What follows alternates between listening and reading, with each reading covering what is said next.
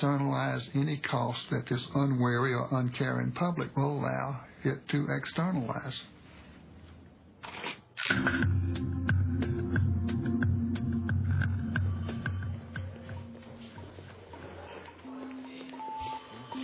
To determine the kind of personality that drives the corporation to behave like an externalizing machine, we can analyze it like a psychiatrist would a patient.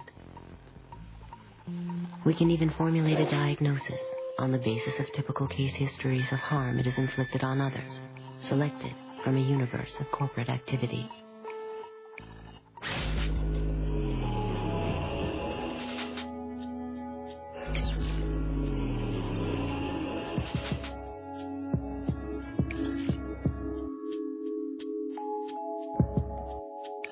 Well, this is the office of the National Labor Committee here in the garment area of New York City. It's a little bit disheveled. These are all from different campaigns. To make this stuff concrete as possible, we purchase all of the products from the factories that we're talking about. This shirt sells for $14.99, and the women who made the shirt got paid 3 cents. Liz Claiborne jackets made in El Salvador. The jackets are $178, and the workers were paid 74 cents for every jacket they made. Alpine car stereos, 31 cents an hour. It's not just sneakers, it's not just apparel, it's everything. We were in Honduras, and some workers, they knew the kind of work that we did, and they approached us, these young workers, and they said, conditions in our factory are horrible. Will you please meet with us? And we said we would, but you can't meet in the developing world. You can't walk up to a factory with your notebook and workers come out and you interview them. I mean, there's goons, there's spies, the military police. So you do everything in a clandestine manner. We're about to start the meeting, and in walk 3 guys. Very tough-looking guys. The company had found out about a meeting and sent these spies. Obviously, we didn't have the meeting. But these young girls were really bright. And as they were leaving, away from the eyesight of the spies, they started to put their hands underneath the table. And I put my palm under there, put my hand under there, and they put into my hand their pay stubs. So we'd know who they were, what they were paid, and the labels that they made in the factory, so we'd know who they worked for. And I took my hand out after everyone had left, and in the palm of my hand was the face of Kathy Lee Gifford. But the bottom of it is the interesting part. A portion of the proceeds from the sale of this garment will be donated to various children's charities. It's very touching. Get your right here. Walmart is telling you if you purchase these pants, and Kathy Lee is telling you purchase these pants, you're going to help children. The problem was the people who handed us the label were 13 years of age. Do many people have family work? Just me. You support, how many people do you support? 8 people. 8 people. And how do you do with that salary? Is it enough? ¿Alcanza? ¿Es suficiente para cuidar a gente? Let's look at it from a different point of view. Let's look at it from the point of view of the people in Bangladesh who are starving to death, the people in China who are starving to death, and the only thing that they have to offer to anybody that is worth anything is their low-cost labor. And in effect, what they are saying to the world is they have this big flag that says, come over and hire us. We will work for 10 cents an hour because 10 cents an hour will buy us the rice that we need not to starve. And come and rescue us from our circumstance. And so when Nike comes in, they are regarded by everybody in the community as an enormous godsend.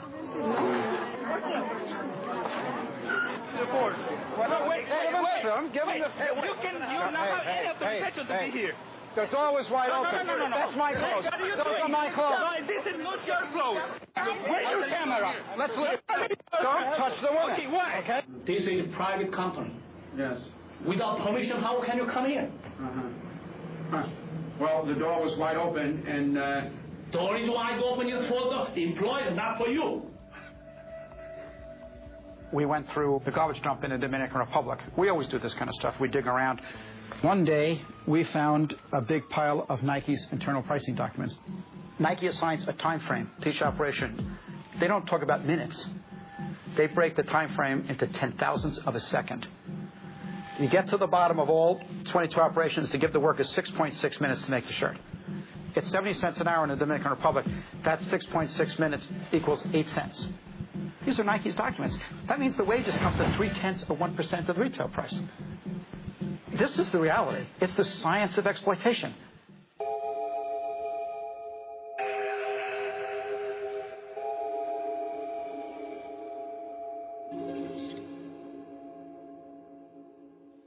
What happens in the areas where these corporations go in and are successful?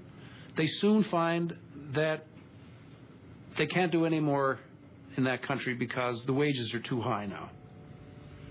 And what's that another way of saying? Well, the people are no longer desperate. So, okay, we've used up all the desperate people there. They're all plump and healthy and wealthy. Let's move on to the next desperate lot and employ them and raise their level up.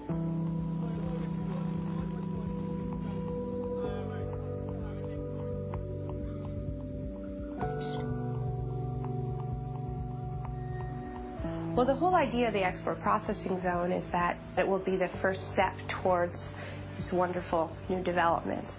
Through the investment that's attracted to these countries, there will be a trickle-down effect into the communities. But because so many countries are now in the game of creating these free trade enclaves, they have to keep providing more and more incentives for companies to come to their little denationalized pocket, and that the tax holidays get longer. So the workers rarely make enough money to buy 3 meals a day, let alone feed their local economy.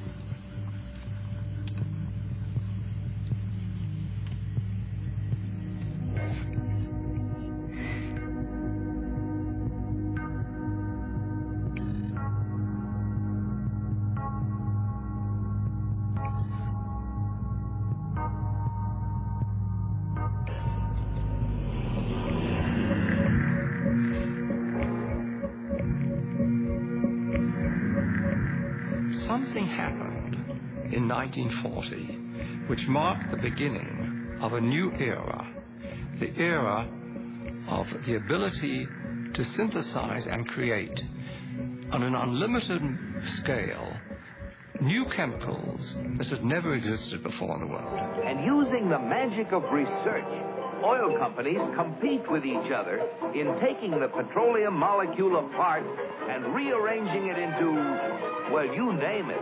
So suddenly it became possible to produce any new chemicals, synthetic chemicals, the likes of which had never existed before in the world, for any purpose and at virtually no cost. Fabrics, toothbrushes, tires, insecticides, cosmetics, weed killers, a whole galaxy of things to make a better life on Earth. For instance, if you wanted to go to a chemist and say, look, I want to have a chemical, say a pesticide, which will persist throughout the food chain, and I don't want it to have to renew it very, very often. I'd like it to be relatively non-destructible. And then he'd put 2 benzene molecules on the blackboard and add a chlorine here and a chlorine that. And that was DDT. When the 8th Army needed Jap civilians to help them out in our occupation, they called on native doctors to administer DDT under the supervision of our men to stem a potential typhus epidemic. Dusting like this goes a long way in checking disease, and the laughs are them. Pardon our dust.